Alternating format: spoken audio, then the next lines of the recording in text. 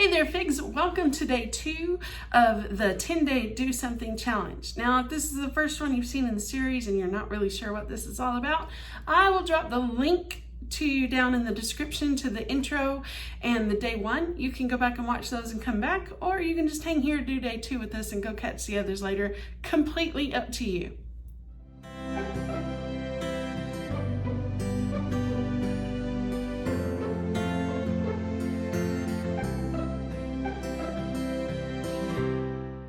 Now, you've likely heard of today's idea before. Maybe you've done some version of it. Still, it's one that's worth adding to our devotional tool belt. So we're going to talk about it, and then we're going to add a little bit more to kind of the traditional version of probably what you've heard or done. Today's challenge is called Mobile Meditations. So you've probably heard the suggestion to take a verse and then write it down on a note card or a sticky note, and then you keep it with you throughout the day. And the idea there is that it helps you to keep looking at it, a little bit like yesterday's to-do list, but this is for the purpose of scripture memorization. And of course, memorizing scripture is important, but it tends to be a lot easier when you can attach some meaning and application to it. And that's kind of what we're going to do a little bit today. The other piece of that too is that while scripture memorization is important, beneath the fig tree, our goal is not just scripture memory. Our goal is actually a relationship with the author of the scripture. So rather than just focus on memorization, we're actually going to go a little bit deeper with the mobile meditation.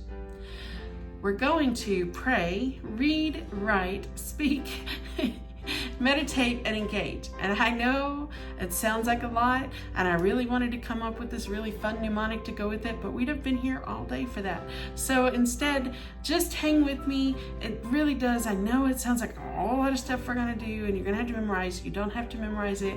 And honestly, it's going to take me longer to explain it to you than it is for you to actually do it.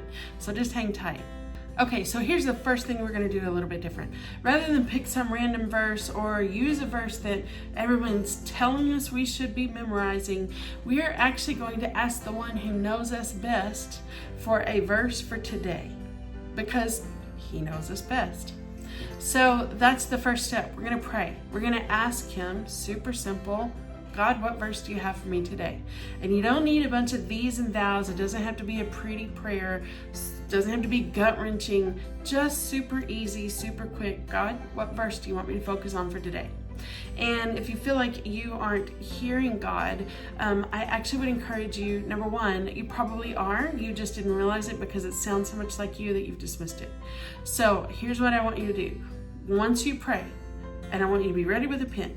Once you pray, I want you to, whatever you hear, whatever the first thing you hear, and you may hear an address like Jeremiah 33:3, or you might hear a piece of a verse, something like, I know the plans I have for you. And you don't have to know exactly what they are, but jot that down. Don't dismiss it. Don't say to yourself, oh, I know that verse. That's easy. That's just me.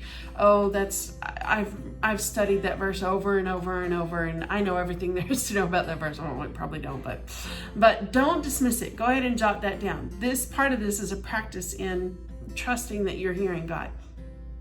You're going to jot that down. And if you're not really sure what it is, like he doesn't give you an address, Jeremiah 33:3, but he says, I have the plans I have for you. You can just drop that into Google. And I have another video in the 119 Bible Bootcamp that explains kind of how to use Google to find scripture.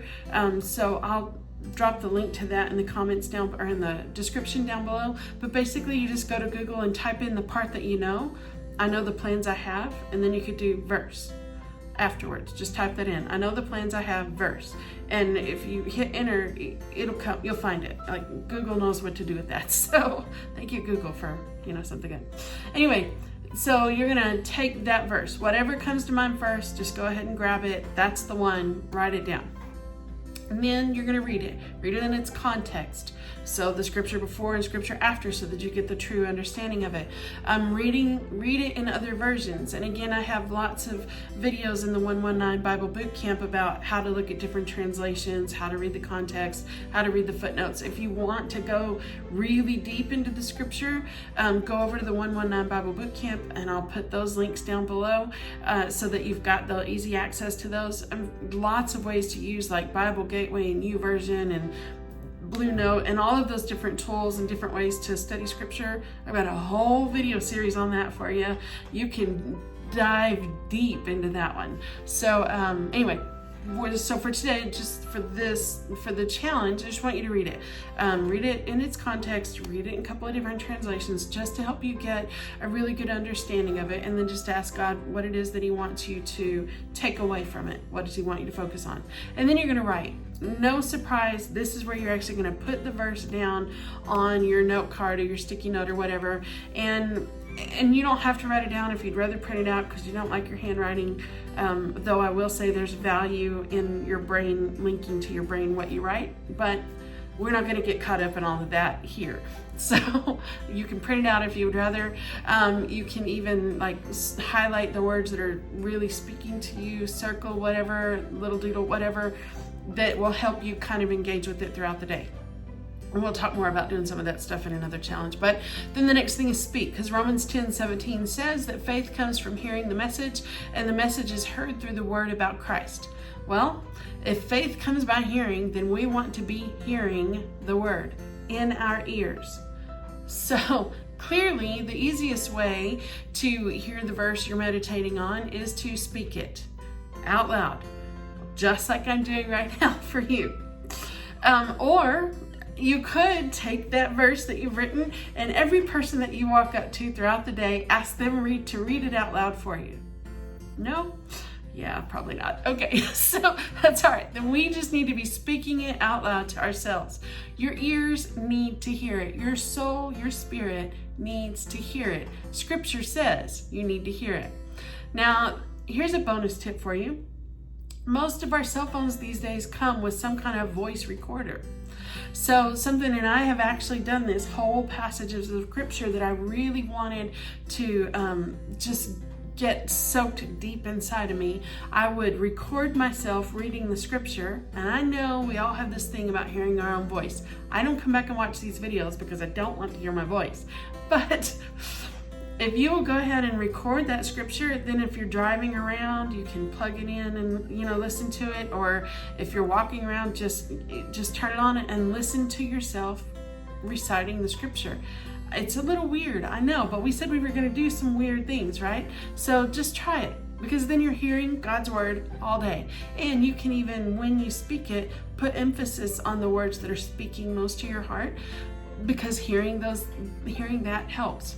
And it helps you remember it too. Then the next step is meditate. We're just going to study the verse, ask God what it means, highlight the words that stick out to you, which we've kind of talked about. Think about the meaning of each word and ask God what He wants to say to you through the verse. Super easy. And then you're going to engage. And this is something that you're going to hear me say a lot in the Beneath the Fig Tree, is the more ways that you can engage with scripture, the more it becomes a part of you, and the easier it is for you to access it when you need it. So here are just a few ways that you can engage with the scripture. And we've kind of touched on these, but we can doodle. Don't roll your eyes at me, but on your little note card, and I mentioned this, you can doodle. I have lots of times in scripture where I just saw this funny I just saw a picture in my mind, and I'll just draw a little stick figure, or if it has to do with a heart or a feather or a lock and key, I'll just, and it doesn't have to be pretty. You're not trying to submit this to be hung in a gallery. This is just for you. And if you're visual like I am, seeing that little doodle whenever you read the scripture that's on your thing, it's going to help it sink in because you have something to connect it to.